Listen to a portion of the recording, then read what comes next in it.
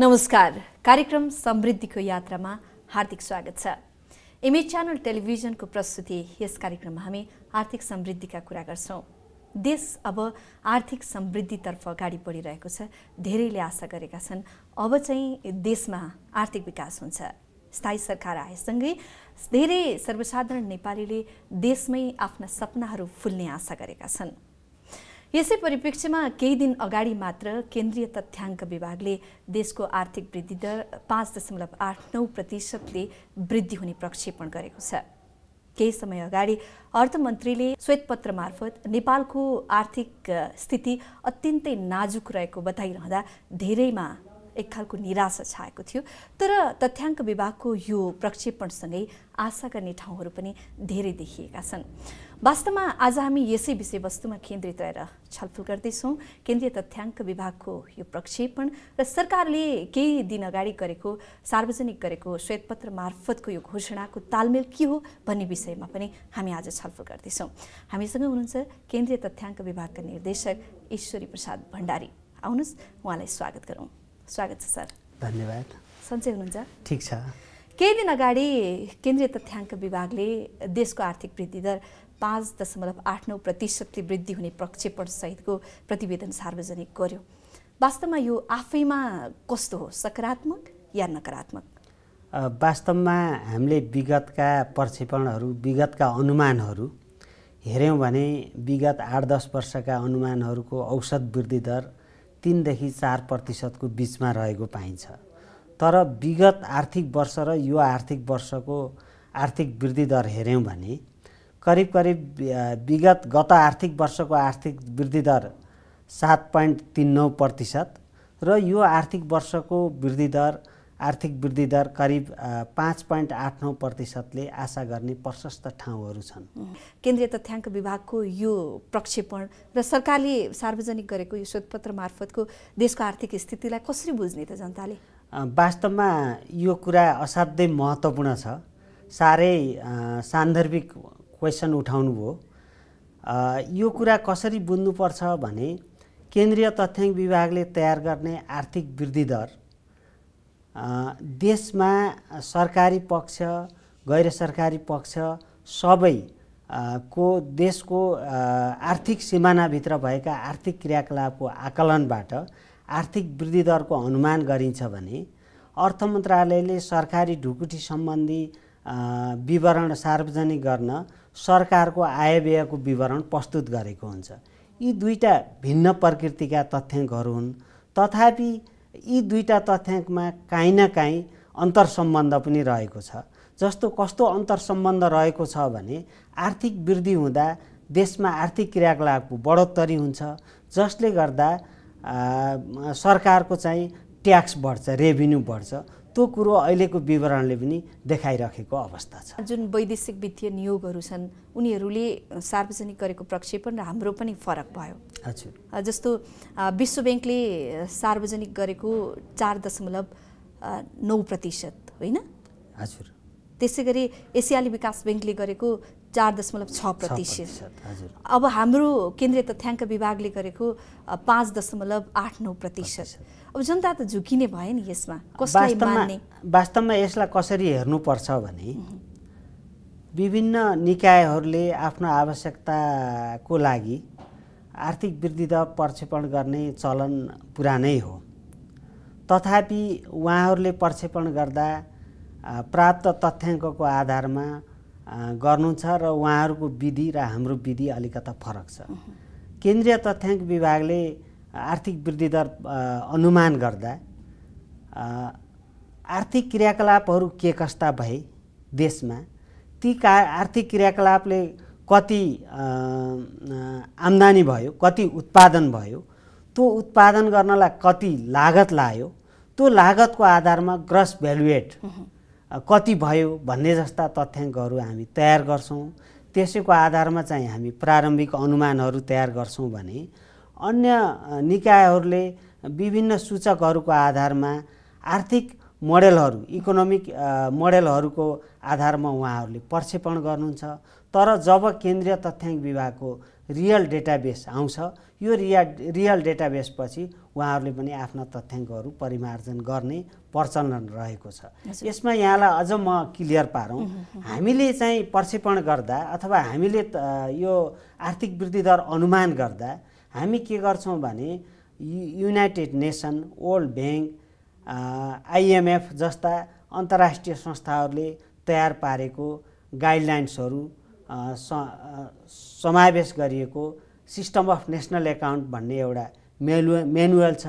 त्यो म्यानुअलको आधारमा कस्ता आर्थिक क्रियाकलापलाई चाहिँ उत्पादनको दायराभित्र राख्ने, कस्ता आर्थिक क्रियाकलापलाई उत्पादनको दायरामा नराख्ने, यी विवरणहरू अनि के आर्थिक क्रियाकलाप चाहिँ समावेश गर्ने, के नगर्ने भन्ने त्यो म्यानुअलले निर्देश गरेको छ। त्यो म्यानुअलको आधारमा हामी तथ्याङ्कहरू सार्वजनिक गर्छौँ, तयार गर्छौँ र सार्वजनिक गर्छौँ।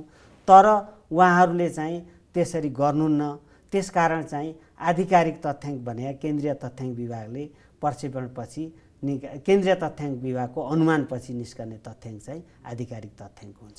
त्यसपछि अब अन्तर्राष्ट्रिय स्तरमा चाहिँ हाम्रो र्याङ्किङ अथवा रेटिङ कुन स्तरमा चाहिँ प्रस्तुत होला भन्ने पनि होला नि त? होइन, यो कुरो के हो भन्नुहुन्छ भने वर्ल्ड ब्याङ्कले अथवा चाहिँ युएनले जुन तथ्याङ्क चाहिँ राष्ट्रिय लेखा अनुमान सम्बन्धी तथ्याङ्कहरू उहाँहरूको वेबसाइटमा प्रस्तुत गर्नुहुन्छ।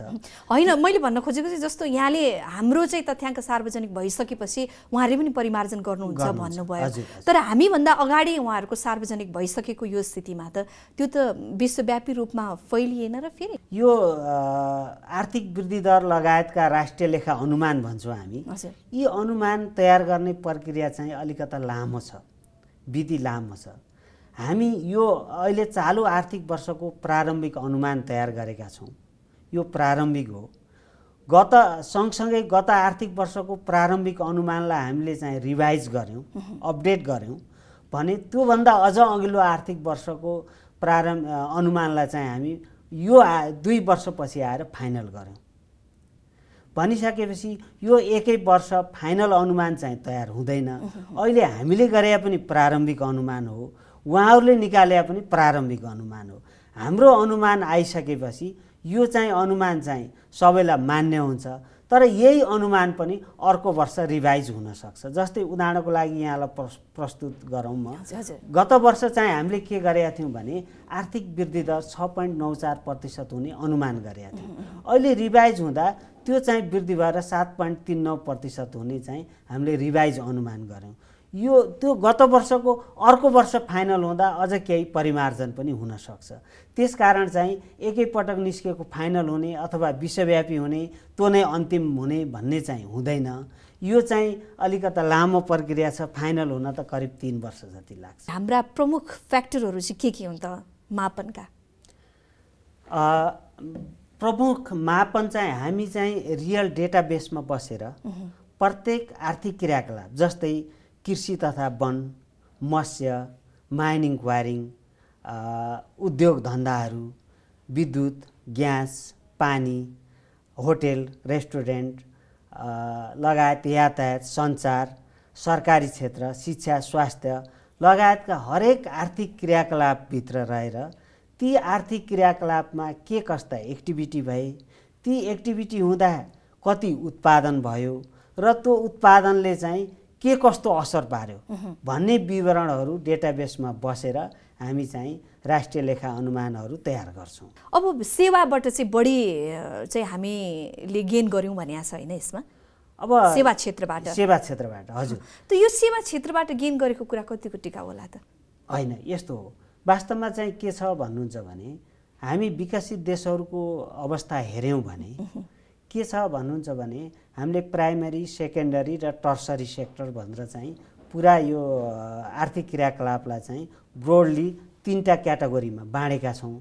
प्राइमरी सेक्टर अन्तर्गत कृषि, वन, मत्स्य तथा माइनिङ क्वारिङ पर्छ।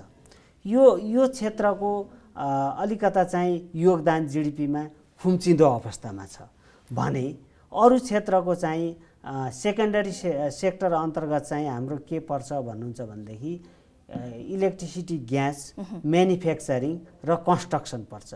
यो क्षेत्रको चाहिँ स्थिति अहिले चाहिँ प्राय चाहिँ कन्स्टेन्ट जस्तो देखिन्छ भने सेवा क्षेत्रको अलिकता वृद्धि भएको देखिन्छ। यसपटक जीडीपीमा कृषि क्षेत्रको चाहिँ कस्तो छ अवस्था? यो वर्ष कृषि क्षेत्रको खास गरी कृषि क्षेत्रको कुरो गर्दा धान बालीको सेयर कृषि क्षेत्र अन्तर्गत जीडीपीमा ठुलो रहेको छ। करिब 20-21% को सेयर धान बालीको छ। धान बालीको उत्पादन यो वर्ष करिब 1.5%ले घट्ने कृषि विकास मन्त्रालयले अनुमान गरेको छ। त्यस्तै दाल बालीको उत्पादन पनि 2.5%ले घट्ने अनुमान छ, जसले गर्दा कृषि क्षेत्रको वृद्धि दर गत वर्षको तुलनामा केही खुम्चेर करिब 2.67%, यहाँलाई तथ्याङ्कमै जाउँ, 2.72% हुने अनुमान हामीले गरेका छौँ। निर्देशकज्यू, अर्को कुरा जस्तो केही विद्वानहरूले के भन्नुहुँदैछ अहिले भने नेपालीहरूको जनसङ्ख्या चाहिँ वृद्धि दरमा नियन्त्रण भएको छ अहिले। हजुर, यसले गर्दा पनि हाम्रो चाहिँ आर्थिक वृद्धि हुने चाहिँ लक्षण छ भन्नुभएको छ। वास्तवमा यो दर कस्तो छ? यसले कति प्रभाव पार्छ? वास्तवमा के हो भने हामीले प्रति व्यक्ति जीडीपी अथवा प्रति व्यक्ति आय अनुमान गर्दा टोटल कुल ग्राहस्थ उत्पादनलाई हामी पपुलेसनले भाग गर्छौँ। पपुलेसनले भाग गर्दा प्रति व्यक्ति कुल ग्राहस्थ उत्पादनका अनुमानहरू आउँछन्। अब हाम्रो चाहिँ जीडीपीको साइज चाहिँ ठुलो हुने तर पपुलेसनको साइज सानो हुँदा स्वाभाविक रूपमा के हुन्छ भन्नुहुन्छ भनेदेखि प्रति व्यक्ति आय चाहिँ बढ्छ। यो पपुलेसनको साइज नबढ्नु भनेको प्रति व्यक्ति आय बढ्नुमा सकारात्मक चाहिँ हो। अहिले हामी त्यो स्थितिमा छौँ। हजुर, अब हाम्रो चाहिँ नेपालीहरूको आर्थिक हैसियत पनि वृद्धि भएको कुरा तथ्याङ्क विभागले गरेको छ हैन? 1 लाखभन्दा माथि कमाउन सफल भएका छन् नेपालीहरू वार्षिक रूपमा भनिएको छ। हजुर हजुर। कसरी सम्भव भयो यो वास्तवमा चाहिँ देशमा आर्थिक क्रियाकलापहरू वृद्धि भयो। आर्थिक क्रियाकलाप वृद्धि हुँदा साथ देशमा चाहिँ कुल ग्राहस्थ उत्पादनको चाहिँ भोल्युम ठुलो भयो। यो भोल्युम ठुलो हुँदा बित्तिकै के भयो भन्नुहुन्छ भनेदेखि प्रति व्यक्ति आयमा पनि वृद्धि भयो। त्यसले गर्दा प्रति व्यक्ति आय बढ्न गएको चाहिँ हो। देशमा व्यापार घाटा व्यापक छ, लगभग बजेटकै हाराहारीमा पुगिसक्यो भनिएको छ हैन? त्यस्तै गरी प्रत्येक नेपालीको टाउकोमा 24,276 रुपैयाँका दरले चाहिँ हामी ऋण बोकेर हिँडिरहेका छौँ। एकातिर ऋणको भारी छ, अर्कोतर्फ नेपालीहरूले आम्दानी गर्न थाले। अब चाहिँ उनीहरूको जीवनस्तर उकासिएको छ, खर्च गर्ने शैलीमा पनि परिवर्तन भएको छ भनिएको छ। हामी अहिलेसम्म एक्सपोर्ट चाहिँ असाध्यै कम र इम्पोर्ट बढी भएको अवस्थामा छौँ। यदि कुल ग्राहस्थ उत्पादनमा वृद्धि भयो जसले गर्दा हाम्रा आन्तरिक उपभोगलाई धान्न सक्यो भने बिस्तारै चाहिँ हामी के गर्छौँ भने इम्पोर्ट चाहिँ प्रतिस्थापन हुन्छ र एक्सपोर्ट बढ्छ र चाहिँ यो व्यापार घाटा पनि बिस्तारै कम हुँदै जान्छ। 1 वर्षको आर्थिक वृद्धि दरले अथवा 2 वर्षको आर्थिक वृद्धि दरले यो कुरो तत्काल हुने अवस्था त होइन, तर यस्तै आर्थिक वृद्धि दर हामीले केही समय कायम गर्न सक्यौँ भने के हुन्छ भन्नुहुन्छ भनेदेखि देशलाई आवश्यक पर्ने चाहिँ उपभोगजन्य वस्तुहरू, खाद्यान्न अथवा चाहिँ गैर खाद्यान्न वस्तुहरू हामी चाहिँ देशभित्रै उत्पादन गर्न सक्यौँ भने यसले चाहिँ पक्का पनि चाहिँ आयातलाई प्रतिस्थापन गर्छ। त्यो भनेको व्यापार घाटा घट्नु हो। समग्र जनसङ्ख्यामा यसको प्रभाव कुन स्तरको हुन्छ त? समग्र जनसङ्ख्यामा हेर्दा के हुन्छ भन्नुहुन्छ भने देशमा आर्थिक वृद्धि दर हुनु भनेको चाहिँ वास्तवमा चाहिँ समग्र जनसङ्ख्यामै सकारात्मक असर पर्नु हो। तर कुन व्यक्तिले कसरी आम्दानी गर्यो भन्ने कुरा पनि त होला नि, होइन? हो, वास्तवमा चाहिँ अब त्यसको लागि चाहिँ हामी छुट्टै अध्ययन गर्नुपर्ने हुन्छ। यो चाहिँ हामी के गर्यौँ भने देशमा भएका सम्पूर्ण आर्थिक क्रियाकलापबाट कति उत्पादन भयो भन्ने त विवरण लियौँ, तर चाहिँ कुन वर्ग, कुन क्षेत्र, कुन समुदायबाट कति उत्पादन भयो भन्ने विवरण चाहिँ यो तथ्याङ्कमा समावेश गरिएको चाहिँ छैन। त्यसको लागि चाहिँ हामी के गर्छौँ त भन्दा कुन वर्गले कति उत्पादन गर्यो अथवा कुन वर्गको आम्दानी कति छ, कुन समुदायको आम्दानी कति छ, त्यसको लागि चाहिँ हामी छुट्टै अध्ययन गर्छौँ, त्यसको लागि छुट्टै सर्वेक्षण गर्छौँ र समय समयमा त्यस्ता तथ्याङ्कहरू पनि केन्द्रीय तथ्याङ्क विभागले सार्वजनिक गर्ने गर्दछ। निर्देशकज्यू, अब देशमा उत्पादन भएको कुरालाई मात्र चाहिँ काउन्टिङ हुँदैन होला नि त। जस्तो अब उत्पादन भइसक्यो त होइन होला, उत्पादित वस्तुलाई बेच्नु पर्यो नि हामीले। वास्तवमा के छ भन्नुहुन्छ भने यो अघि मैले कुरो उठाएको थिएँ सिस्टम अफ नेसनल एकाउन्टको। त्यो सिस्टम अफ नेसनल एकाउन्टले चाहिँ के भन्छ भन्नुहुन्छ भने वस्तुको उत्पादनको हकमा जब वस्तु उत्पादन भयो भने त्यसलाई हामी उत्पादन भएको मान्छौँ, या त्यो बजारमा सोल्ड होस् अथवा चाहिँ उत्पादनकर्ताले आफै उपभोग गरोस्। तर सर्भिसको हकमा सर्भिस उत्पादन भइसकेपछि बजारमा सेल भयो भने मात्रै त्यो सर्भिसलाई चाहिँ हामी के भन्छौँ भने उत्पादनको दायराभित्र लिन्छौँ। त्यसकारण चाहिँ सर्भिसको हकमा यो सर्भिस चाहिँ बजारमा सेल भइसकेको अवस्था हो भने वस्तुको हकमा वस्तु उत्पादन भइसकेपछि त्यो बजारमा सेल भएको पनि हुनसक्छ अथवा उत्पादकले आफै युज गरे पनि हुनसक्छ। हजुर, सरकारी ढुकुटी रित्तो रहेको अवस्थामा पनि आर्थिक वृद्धि दर बढ्छ? यो भिन्न कुरो हो। अघि पनि मैले भनिसकेँ, हामी चाहिँ केन्द्रीय तथ्याङ्क विभागले तयार गर्ने यो राष्ट्रिय लेखा तथ्याङ्क चाहिँ कसरी तयार गर्छौँ भने देशका सम्पूर्ण आर्थिक क्रियाकलापको आधारमा गर्छौँ भने यसलाई चाहिँ रियल सेक्टर भनेर पनि भन्छ भने सरकारी ढुकुटी सम्बन्धी तथ्याङ्क अथवा सरकारका आयव्यय सम्बन्धी तथ्याङ्क प्रस्तुत गर्ने तथ्याङ्कलाई चाहिँ हामी के भन्छौँ भने गभर्मेन्ट फाइनेन्स भनेर भन्छौँ। यो गभर्मेन्ट फाइनेन्स र रियल सेक्टर चाहिँ भिन्न विषय चाहिँ हुन्, तर यी दुई विषयमा काहीँ न काहीँ चाहिँ तादम्यता चाहिँ हुन्छ। तादम्यता कस्तो हुन्छ भन्नुहुन्छ भनेदेखि यदि चाहिँ कुल ग्राहस्थ उत्पादनमा वृद्धि भयो भने त्यसले चाहिँ राजस्व चाहिँ वृद्धि गर्छ।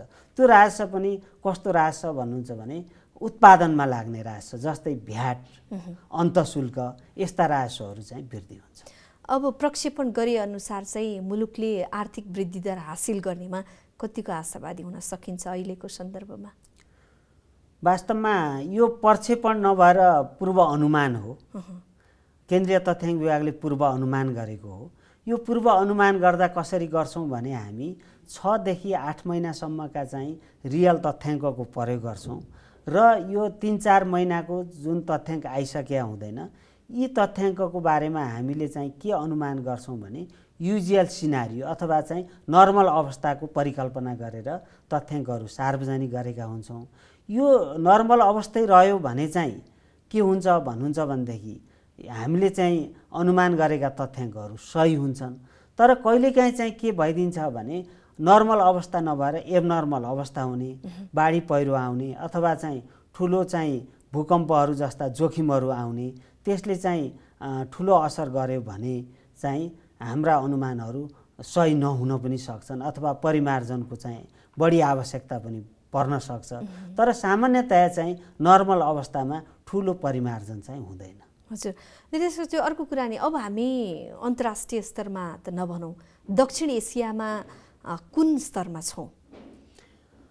वास्तवमा अब दक्षिण एसियामा कुन स्तरमा छौँ भन्ने कुरा हेर्नको लागि चाहिँ हामीले के गर्नुपर्ने हुन्छ भने हाम्रो क्रय शक्ति पर्चेसिङ पावर प्यारिटीमा कति छ भन्ने कुरा चाहिँ निकाल्नुपर्ने हुन्छ। त्यसको लागि चाहिँ हामी अहिले अध्ययन गर्दैछौँ र अहिले नै ठ्याक्कै यति यो अवस्था भन्न सक्ने अवस्था चाहिँ छैन। तर चाहिँ के चाहिँ हो भन्नुहुन्छ भने आर्थिक वृद्धि दरको हिसाबले दक्षिण एसियामा यो वर्षको आर्थिक वृद्धि दर हामी पाकिस्तान बाहेक अरू मुलुकभन्दा अझै पनि पछाडि नै रहेको अवस्था छ। जुन रूपमा तथ्याङ्क विभागले सार्वजनिक गरेको आर्थिक प्रक्षेपण आर्थिक वृद्धि दर चाहिँ 5.89% छ, यो अत्यन्तै सकारात्मक छ। यो लक्ष्य हामीले मिट गर्न सकेको खण्डमा चाहिँ हाम्रा कामहरू अथवा आर्थिक क्षेत्रमा फड्को मार्नका लागि अझ सहज हुने स्थिति छ। पक्का पनि हो। तर हामी चाहिँ 5.8% को वृद्धि दरलाई नै हामी चाहिँ राम्रो मानेर यही अवस्थामा रहिरहनु भन्दा पनि यो वृद्धि दर र चाहिँ गत वर्षको करिब 7.39% को वृद्धि दरले हासिल गरेका चाहिँ अवस्थाहरूकोबाट अलिकता चाहिँ देशमा चाहिँ के चाहिँ अवस्था सिर्जना भएको छ भन्नुहुन्छ भनेदेखि अलिकता निर्माण क्षेत्रले अहिले गति लिएको अवस्था छ। त्यसले गर्दाखेरि चाहिँ भोलि अन्य आर्थिक क्रियाकलापलाई चाहिँ वातावरण सिर्जना भएको छ।